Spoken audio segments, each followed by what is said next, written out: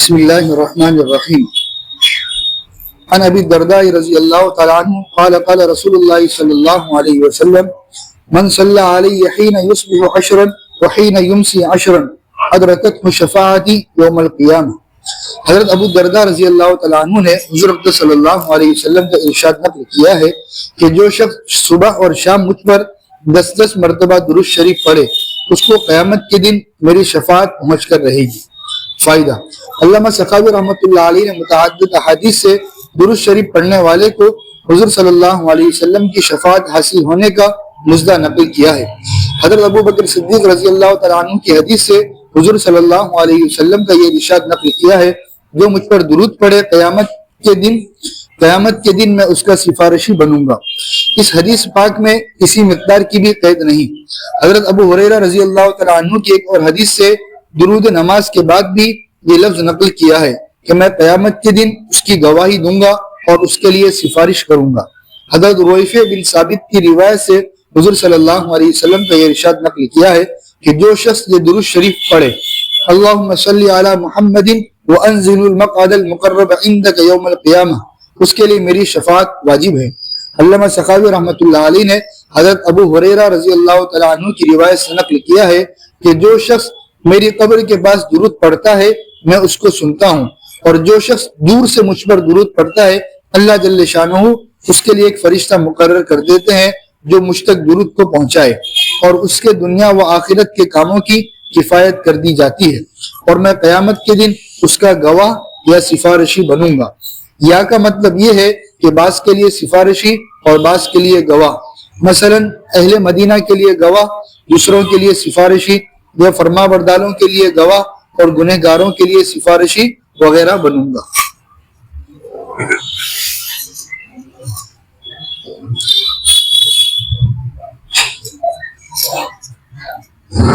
بسم اللہ الرحمن الرحیم. الحمد للہ رب العالمین والصلاة والسلام علی سید الانبیاء والمرسلین محمد وآلہ وصحبہ اجمعین. اما بعد، فقد قال اللہ تعالی فی القرآن المجید والفرقان الحمید: اعوذ باللہ من الشیطان الرجیم، بسم اللہ الرحمن الرحیم. ان اللہ وملائکتہ یصلون علی النبی یا ایھا الذین آمنوا صلوا علیہ وسلموا تسلیما. اللہم صلی علی سیدنا و شفیعنا و حبیبنا و سندنا و سیدنا و مولانا محمد وعلی آل سیدنا و نبینا مولانا محمد وبارک وسلم تسلیما کثیرا کثیرا. اللہم لک الحمد کلہ ولک الشکر کلہ. اللہم لا احصی ثناء علیک انت کما اثنیت علی نفسک. الحمدللہ. حسب سابق، آج اس وقت ہمیں حضور اقدس صلی اللہ علیہ وسلم کی خدمت میں درود اور سلام بھیجنے کی سعادت نصیب ہوئی. گزشتہ کل تو اعلان کر دیا تھا کہ آج مجلس نہیں ہوگی، لیکن مجھے یہ لگ رہا ہے کہ اللہ جل جلالہ و من والوں کو آپ لوگوں کی یہ مجلس بہت زیادہ پسند ہے. اس وجہ سے اللہ تبارک و تعالیٰ نے دوسرا جو کام تھا وہ ملتوی کیا اور اس کی جگہ پر آج یہ مجلس ہوئی. اللہ تبارک و تعالیٰ اس مجلس کو قبول فرمائے. بزرگوں اور دوستوں، حضور اقدس صلی اللہ علیہ وسلم پر درود پڑھنا بہت ہی باعث برکت ہے، اور جتنا زیادہ حضور اقدس صلی اللہ علیہ وسلم پر درود پڑھا جائے گا اتنا ہی زیادہ ہمیں فائدہ ہوگا. لیکن ظاہر بات ہے کہ ہم دنیا میں مصروف ہے، دنیا میں مشغول ہے، اور اس دنیا میں مشغول ہونے کی وجہ سے ہمیں جتنا موقع ہونا چاہیے اتنا موقع ہمیں نہیں ملتا ہے، یا اتنا موقع ہم حاصل نہیں کر پاتے. آج کی حدیث میں یہ بتایا گیا ہے کہ جو آدمی صبح کو 10 مرتبہ حضور اقدس صلی اللہ علیہ وسلم پر درود پڑھے، اور جو آدمی شام کے وقت 10 مرتبہ حضور اقدس صلی اللہ علیہ وسلم پر درود پڑھے، تو حضور اقدس صلی اللہ علیہ وسلم فرماتے ہیں قیامت میں اس کے لیے سفارشی بنوں گا، یعنی میں اس کی سفارش کروں گا. بزرگوں اور دوستوں، حضور اقدس صلی اللہ علیہ وسلم کے جو انعامات ہیں ہمارے اوپر، حضور اقدس صلی اللہ علیہ وسلم کے جو احسانات ہیں ہمارے اوپر، ان انعامات اور احسانات کے ساتھ ساتھ آئندہ جو ہمیں ضرورت پڑنے والی ہے حضور اقدس صلی اللہ علیہ وسلم کی، ان چیزوں کو اگر ہم سامنے رکھیں تو ہم درود پڑھنے میں سستی نہ کریں، لیکن اس کے باوجود ہم سے سستی ہوتی ہے۔ آج کی اس حدیث میں بتایا گیا ہے کہ دین میں صبح کے وقت 10 مرتبہ درود شریف پڑھو، اور درود شریف کی بھی کوئی تعین نہیں، جو تمہاری پسند ہو، جو تم کو پسند لگے، جس میں حضور اقدس صلی اللہ علیہ وسلم پر درود ہو، بس یہ کافی ہے۔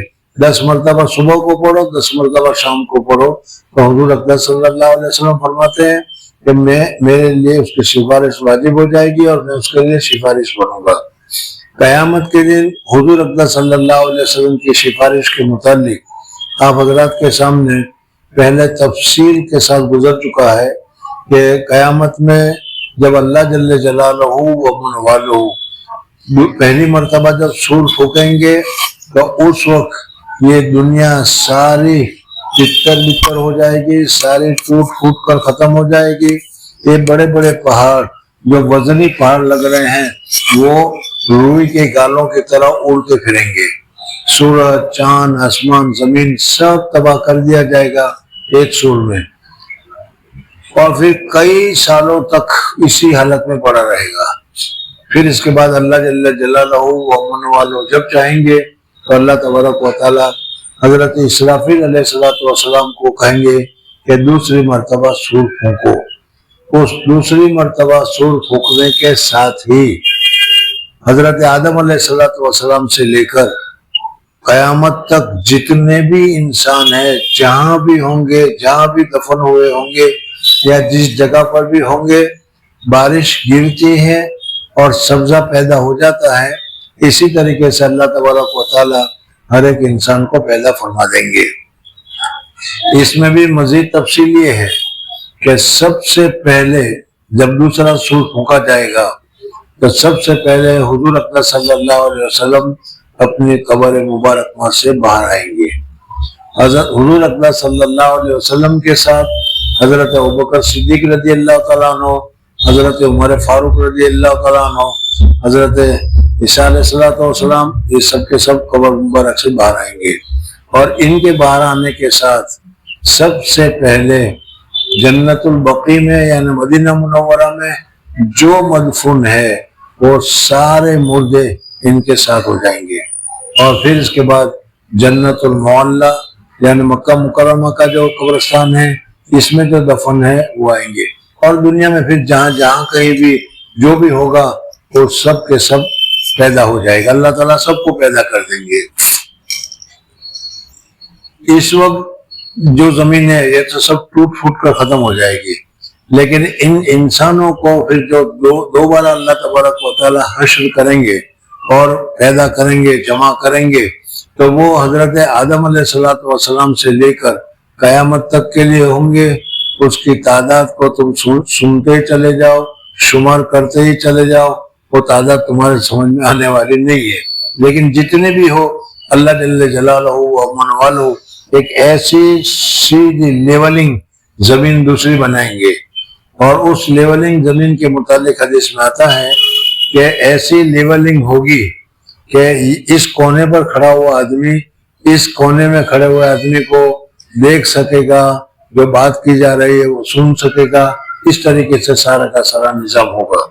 لیکن اس وقت قبر سے جب نکلے ہیں تو اس وقت ہر ایک آدمی بہت ہی فکر میں، بہت ہی مصیبت میں، بہت ہی گھبراہٹ میں اور بہت ہی پریشانی کی حالت میں ہوگا۔ وہ ایک بات دوسری بھی ہم سب اسی میں داخل ہے، اور ایک بات یہ بھی اس میں دیکھ لو کہ قبر سے جو بھی اٹھے گا وہ اصلی حالت پر اٹھے گا، غرلن ایسی طریقے سے کہ بدن کے اوپر کوئی کپڑا نہیں ہوگا اور ختنہ وغیرہ بھی نہیں ہوئی ہوگی، اور اسی صورت میں سب کے سب اٹھیں گے۔ حضرت عائشہ صدیقہ رضی اللہ تعالیٰ عنہ نے حضور صلی اللہ علیہ وسلم سے پوچھا کہ یا رسول اللہ صلی اللہ علیہ وسلم، تو پھر اس وقت میں مرد عورت کو، عورت مردوں کو دیکھیں گے تو وہ کیسی بات رہے گی؟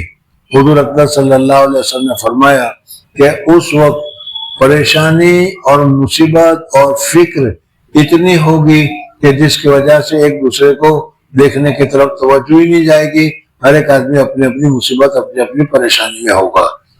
تیسری بات یہ ہے کہ سورج بھی سر کے اوپر ہی ہوگا، اور آدمی جتنا جتنا گنہگار ہوگا، جو تھوڑا گنہگار ہوگا وہ ایڑیوں تک، جو اس سے زیادہ ہوگا وہ گھٹنوں تک، کوئی اس سے زیادہ ہوگا وہ کمر تک، کوئی اس سے زیادہ ہوگا تو کیا ہے گلے تک، اور جو کوئی ہوگا وہ کیا ہے زبان تک، وہ پسینے میں ڈوبا ہوا ہوگا اور بہت پریشان ہوگا۔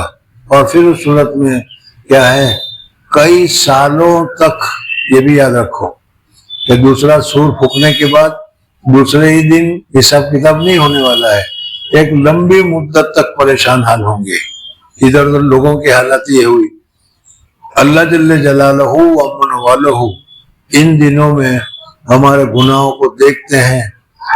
اگر ہمارے ابا ہمارے گناہوں کو دیکھے تو اسی وقت ہمیں تھپڑ مارے، استاد دیکھے تو اسی وقت ہمیں مارے، لیکن اللہ جل جلالہ ومن والہ حلیم ہے، اس لیے دیکھتے ہیں، ناراض ہوتے ہیں، لیکن سزا کوئی نہیں دیتے۔ اور آج جب یہ دن آ رہا ہے، یہ دن عذاب دینے کا ہے، سزا دینے کا ہے، حساب کتاب کا دن ہے۔ اللہ جل جلالہ ومن والہ بہت زیادہ جلال میں ہوں گے، اور اللہ جل جلالہ بہت زیادہ ناراضگی میں ہوں گے، غصے میں ہوں گے۔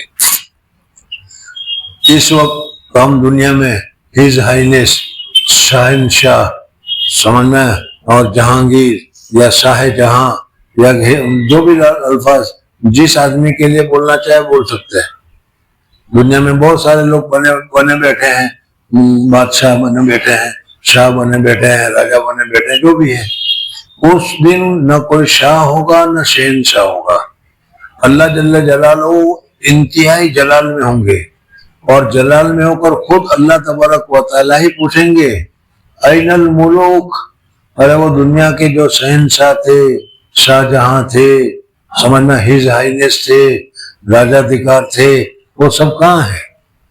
اور پھر اللہ تعالیٰ فرمائیں گے للہ الواحد القہار، آج کوئی نہیں، آج اسی ایک واحد اور زبردست اللہ تبارک و تعالیٰ کا کام قدرت چل رہی ہے۔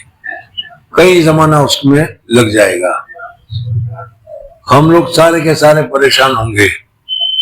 اور اس کی مثال میں ایسے دیا کرتا ہوں کہ اگر کسی جگہ پر ہم پھنس گئے ہو، نہ کھانے کا ٹھکانہ، نہ پینے کا ٹھکانہ، نہ پانی کا ٹھکانہ، نہ چائے کا ٹھکانہ، گرمی بے انتہا ہو، پریشانی بہت ہو، پیشاب پاخانہ کرنے کا بھی کوئی انتظام نہیں ہو، تو آدمی یہ چاہتا ہے کہ بھائی اس جگہ سے تو اچھا یہ ہے کہ جس جگہ ہمیں لے جانا ہے وہاں چھوڑ دو، وہاں ہم تکلیف اٹھاتے رہیں، وہاں ہم پریشان ہوتے رہیں، تو ہمیں کوئی حرج کی بات نہیں ہے۔ یہ ہوتا ہے نہیں؟ تو اسی طریقے سے یہ ساری کی ساری مخلوق، میں ساری مخلوق کہہ رہا ہوں، حضرت آدم علیہ السلام سے لے کر قیامت تک کے لیے جتنے ہوں گے وہ سارے کے سارے پریشان ہوں گے، اور یہ چاہ رہے ہوں گے کہ کسی طریقے سے حساب کتاب ہو جائے، جہنم میں جانا پڑے تو جانے، لیکن اس مصیبت سے ٹلے۔ اس وجہ سے واپس میں سوچیں گے کہ اللہ جل جلالہ ومن والہ سے سفارش کروانی چاہیے کہ یا اللہ یہ ساری پبلک آ گئی ہے، آپ ان کا حساب کتاب لے کر فیصلہ کر دیجئے۔ لیکن اللہ جل جلالہ اتنے جلال میں ہے تو اللہ جل جلالہ کے سامنے بات کون کرے گا؟ تو بات اس میں وہی جو ہم لوگ ہی ہوں گے، وہی کہیں گے کہ اللہ تعالیٰ نے حضرت آدم علیہ السلام کو اپنے ہاتھ سے پیدا کیا، حضرت آدم علیہ السلام کو اللہ تبارک و تعالیٰ نے اپنا نائب، اپنا خلیفہ بنایا، اللہ جل جلالہ نے حضرت آدم علیہ السلام کو فرشتوں سے سجدہ کروایا، یہ ساری جو چیزیں ہیں، تو اس وجہ سے حضرت آدم علیہ السلام اس لائق ہیں کہ ہم حضرت آدم علیہ السلام کو کہیں کہ وہ اللہ تبارک و تعالیٰ سے گزارش کرے۔ حضرت آدم علیہ السلام کے پاس جائے گی قوم اور کہے گی کہ آپ کو اللہ تعالیٰ نے یہ دیا، یہ دیا، یہ دیا، یہ دیا، ساری چیزیں دی، آپ اللہ تعالیٰ سے صرف درخواست کر دیجئے کہ اللہ مخلوق حاضر ہے، سب کا حساب کتاب لینا شروع کر دیجئے، بس ہم صرف اتنا چاہتے ہیں۔ حضرت آدم علیہ السلام فرمائیں گے کہ آپ لوگ آئے تو صحیح، بات تو ٹھیک ہے، لیکن اللہ جل جلالہ ومن والہ آج بہت ہی جلال میں ہے، غصے میں ہے، اتنے جلال میں اس سے پہلے کبھی نہیں ہوئے، اور اتنے جلال میں آئندہ بھی کبھی نہیں ہوں گے. آج ایک ہی موقع ہے کہ اتنے جلال میں ہے, اور اس جلال کی حالت میں اگر میں جا کر حضرت باری تعالیٰ سے یہ کہوں کہ یہ مخلوق چاہتی ہے کہ ہمارا حساب کتاب لے لیں, اور اللہ تبارک و تعالیٰ نے غصے میں مجھے پوچھ لیا کہ تم کس منہ سے سفارش کرنے کے لیے آئے, میں نے تم کو جنت دی تھی اور جنت میں ہر چیز کھانے کی اجازت دی تھی, جہاں چاہے جاؤ, جہاں چاہے گھومو, جہاں چاہے بیٹھو, سب کی تم کو اجازت دی تھی. وَلَا تَقْرَبَا هَذِهِ الشَّجَرَةَ, ایک درخت کے پاس جانے کے تم کو منع کیا تھا, تم کیوں چلے گئے؟ اگر یہ مجھ سے سوال ہو گیا تو میں کیا کروں گا؟ اس لیے میری ہمت نہیں ہے. حضرت نوح علیہ السلام کے پاس جاؤ, حضرت نوح کے پاس جائیں گے, حضرت موسیٰ علیہ السلام, حضرت ابراہیم علیہ السلام, اور سب نبیوں کے پاس یہ قوم جائے گی کہ آپ جا کر سفارش کرو, لیکن کسی نبی کی ہمت نہیں ہوگی. اور حدیث میں آتا ہے کہ ہر نبی ایک ہی لفظ کہتا ہوگا, نفسی نفسی, ہائے میرا جان, میری جان, میری جان, میری جان, سمجھنا ہے. اور حضور اقدس پھر سب کے سب کہیں گے کہ حضور صلی اللہ علیہ وسلم کے پاس جاؤ. حضور اقدس صلی اللہ علیہ وسلم اس وقت دیکھو اللہ تبارک و تعالیٰ نے ہمیں کتنا اچھا, کتنا ہمدرد رسول دیا ہے. کبھی آپ نے سنا کہ ہر نبی کہے گا نفسی نفسی نفسی نفسی, ہماری ہمت نہیں, ہماری ہمت نہیں. اور حضور اقدس صلی اللہ علیہ وسلم کے متعلق ذکر کیا جا رہا ہے کہ حضور اقدس صلی اللہ علیہ وسلم اس وقت فکر کر رہے ہوں گے امتی امتی کی, کہ میرا امتی کیا کر رہا ہوگا, میری امتی کی کیا حال بنے گی, یہ ہوگی. حضور اقدس صلی اللہ علیہ وسلم کے پاس جائیں گے تو حضور اقدس صلی اللہ علیہ وسلم کو اس وقت اللہ تبارک و تعالیٰ ایک خاص مقام, ایک خاص عہدہ دیں گے. اس عہدے کا نام ہے مقام محمود, اس عہدے کا نام ہے مقام محمود. اور جس آدمی کے پاس مقام محمود کا عہدہ ہوگا اس کے اختیار میں یہ ہوگا کہ وہ اللہ جل جلالہ و من والوں سے بات کرنا چاہے, مشورہ کرنا چاہے, گزارش کرنا چاہے تو اس کو وہ کرنے کی اجازت ہوگی. سمجھ میں آ گیا؟ اور ہمیں حکم بھی دیا گیا ہے, اللہ جل جلالہ و من والہ حضور اقدس صلی اللہ علیہ وسلم کو مقام محمود دیں گے اور دیں گے, 100% دیں گے. سمجھ میں آئے نہیں؟ ہم دعا کریں تو بھی اور دعا نہ کریں تو بھی. سمجھ میں آئے نہیں؟ حضور صلی اللہ علیہ وسلم کے لیے یہ عہدہ ہے اور حضور صلی اللہ علیہ وسلم اس کے لائق ہے. لیکن ہم سے اگر اپنی جان تو نہیں جاتی, لیکن انگلی کٹا کر بھی, خون نکال کر بھی اگر شہیدوں میں ہمارا نام آ جاتا ہو تو ہم تو تیار ہو جاتے ہیں. تو اسی طریقے سے حضور صلی اللہ علیہ وسلم کو مقام محمود ملنے والا ہے اور ملے گا, اور 100% ملے گا. تم مانو نہ مانو, چاہو نہ چاہو تو بھی. لیکن ایک بات ہے کہ اگر تم نے حضور اقدس صلی اللہ علیہ وسلم کے لیے ایک مرتبہ بھی دعا کر دی, وَبَعَثْهُ مَقَامًا مَحْمُودًا, یا اللہ حضور اقدس صلی اللہ علیہ وسلم کو مقام محمود عطا فرما. ہمارا کیا جاتا ہے, ایک مرتبہ بھی کہہ دیا تو حدیث پاک میں آتا ہے کہ اگر کسی آدمی نے اذان سنی اور اذان سننے کے بعد اذان کا یہ جواب دیا, اللہم رب هذه الدعوة التامة والصلاة القائمة آتے محمد الوسیلۃ والفضیلہ وابعثہ مقاما محمودا. یہ دعا یاد کر لینا, آسان سی دعا ہے. اگر یہ دعا پڑھ لو گے تو حضور صلی اللہ علیہ وسلم فرماتے ہیں کہ میری سفارش اس کے لیے واجب ہو جائے گی, لازم ہو جائے گی, ضروری ہو جائے گی. بہرحال یہ پوری حدیث میں نے بارہا تم کو سنا دی, ابھی اسی طرح تم کو یاد دلانے کے لیے میں نے اشارہ کر دیا. سمجھ میں آ گیا؟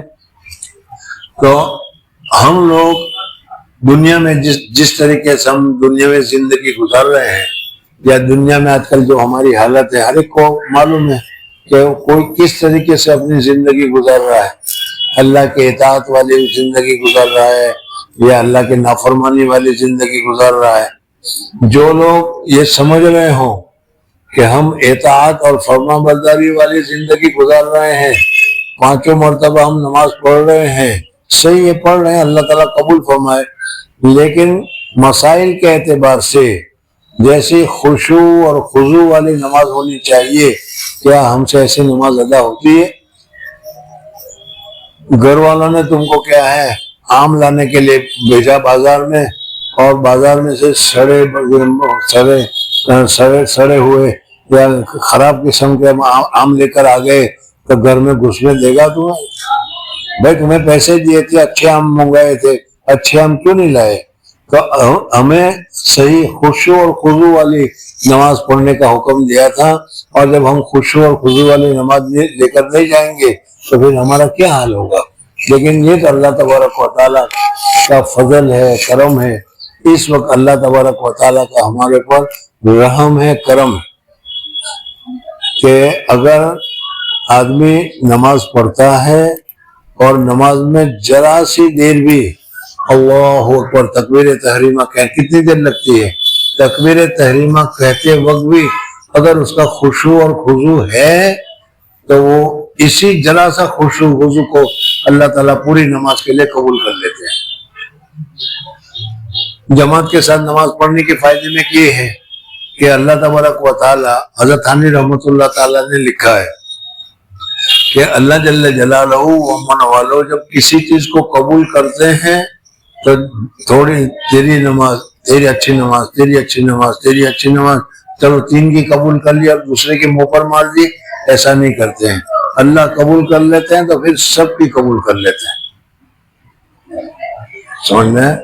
اور دلیل بتاؤ، دلیل بھی میرے پاس ہے، حدیث کی دلیل بھی ہے، میں بتا سکتا ہوں۔ حضور اقدس صلی اللہ علیہ وسلم کے پاس ایک مرتبہ مجلس ہو رہی، بخاری کی روایت ہے، حضور اقدس صلی اللہ علیہ وسلم کی مجلس ہو رہی تھی اور اس مجلس میں ایک آدمی آیا، اسے معلوم نہیں تھا لیکن وہ آیا، اور آ کر وہ جہاں اس کو قریب سے قریب حضور صلی اللہ علیہ وسلم کے قریب میں بیٹھنے کی جگہ ملی، وہ آگے آ کر اس طریقے سے بیٹھ کر وہ پوری توجہ کے ساتھ، پورے دھیان کے ساتھ وہ بات کو سننے لگا، سمجھ میں؟ تھوڑی دیر کے بعد ایک دوسرا آدمی آیا، جیسے آج کل ہمارے یہاں ہوتا ہے، باہر آیا، دیکھا یہاں بیٹھے ہوئے ہیں، تبلیغی جماعت کی تعلیم ہو رہی ہے یا تبلیغی جماعت کا مشورہ ہو رہا ہے، ادھر ادھر دیکھا اور چلا گیا۔ تیسرا ایک آدمی آیا، اس نے بھی دیکھا ادھر ادھر، جانے کا تو جی اس کا بھی چاہ رہا تھا، لیکن اس کو نے دیکھا کہ فلانے نے دیکھ لیا ہے، فلانے نے دیکھ لیا ہے، میں چلا جاؤں گا تو میرے متعلق کیا رائے قائم کریں گے، اس لیے شرما شرمی میں آ کر وہ بیٹھ گیا۔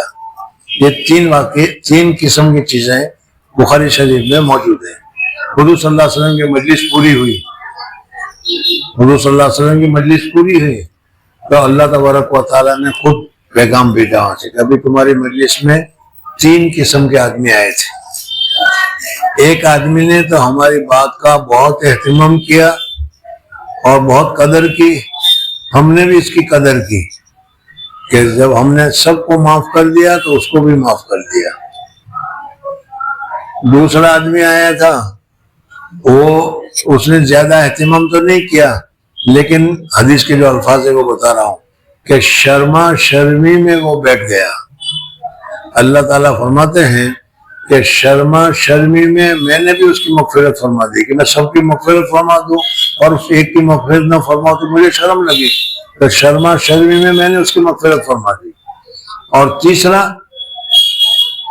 اس نے نہ میری بات کا، نہ میری مجلس کا، نہ حضور صلی اللہ علیہ وسلم کے مجلس کا، نہ قرآن کی مجلس کا، نہ حدیث کی مجلس کا کوئی اہتمام نہیں کیا، کوئی قدر نہیں کی، جو دیکھ کر چلا گیا تھا، ہم نے بھی اس کو کوئی قدر نہیں کی، ہم نے بھی اس کو معاف نہیں کیا، سمجھا گیا؟ ایک دوسری جگہ روایت میں آتا ہے کہ وہاں سے پوچھا جائے گا کہ یا رسول اللہ اس مجلس میں تو فلانا ویسے ہی پہنچ گیا تھا، وہ سننے کے لیے نہیں گیا تھا، ویسے ہی پہنچ گیا تھا، تو اللہ جل جلالہ فرماتے ہیں کہ ٹھیک ہے مجھے معلوم ہے، لیکن یہ لوگ مجلس میں بیٹھنے والے ہم رجال لا یشقا جلیسہم، یہ ایسے مرد ہیں کہ ان کے بیٹھنے والے ان کے پاس والے بھی محروم نہیں رہتے. ہم جب ایک کو معاف کرتے ہیں تو سب کو معاف فرما دیتے ہیں. بزرگ اور دوستو، اس وقت حالانکہ وقت ہو گیا مغرب کی نماز کا، لیکن اس وقت جو ہم نے حضور اقدس صلی اللہ علیہ وسلم کی شان میں جمعہ کے دن روزانہ عصر کے بعد یہ مجلس ہوتی ہے، اور اس میں حضور صلی اللہ علیہ وسلم کو ہم درود اور سلام کا ہدیہ پیش کرتے ہیں.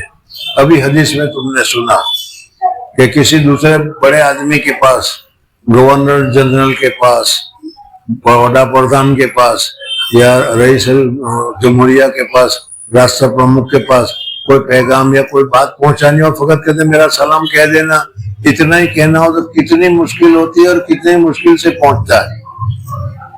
اور حضور اقدس صلی اللہ علیہ وسلم کا درجہ تو کتنا اونچا ہے، ابھی آپ حضرات نے سنا. لیکن اللہ جل جلالہ نے ایسا نظام کر رکھا ہے کہ ادھر تم اللہم صلی اللہ سیدنا محمد کہو اور فرشتہ اسی منٹ میں حضور صلی اللہ علیہ وسلم کی خدمت میں کہے گا کہ راندیر میں فلانی مسجد میں فلانی جگہ پر فلانا آدمی یا رسول اللہ صلی اللہ علیہ وسلم آپ کے اوپر سلام پیش کر رہا تھا. اور حضور صلی اللہ علیہ وسلم فرماتے ہیں کہ مجھے سلام پہنچتا ہے، مجھے درود پہنچتا ہے، اور میں ان کے لیے درود سے دعا کرتا ہوں. تو جب حضور صلی اللہ علیہ وسلم ہمارے لیے دعا کرے تو پھر ہمارے لیے بہت ہی سعادت کی بات ہے، بہت ہی خوشی کی بات ہے.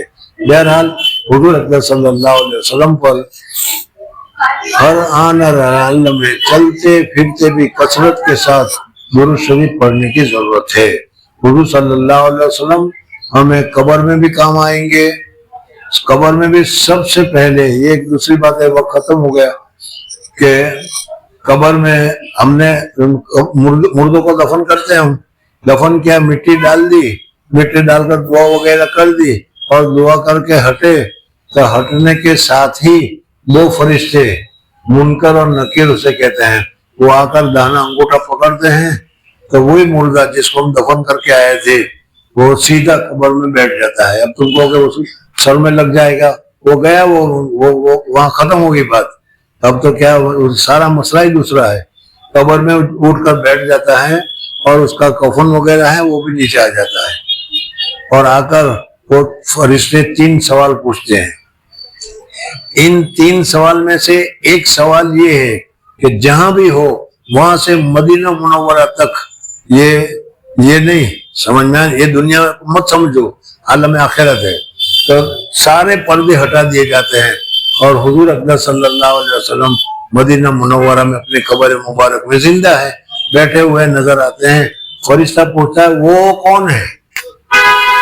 اگر آدمی ایمان والا ہے، حضور صلی اللہ علیہ وسلم کو جانتا تھا، پہچانتا تھا، تو وہ اسی وقت کہہ دے گا وہ ہمارے رسول پاک صلی اللہ علیہ وسلم ہے. تو قبر میں سب سے پہلے زیارت ہوگی تو حضور اقدس صلی اللہ علیہ وسلم کی ہوگی.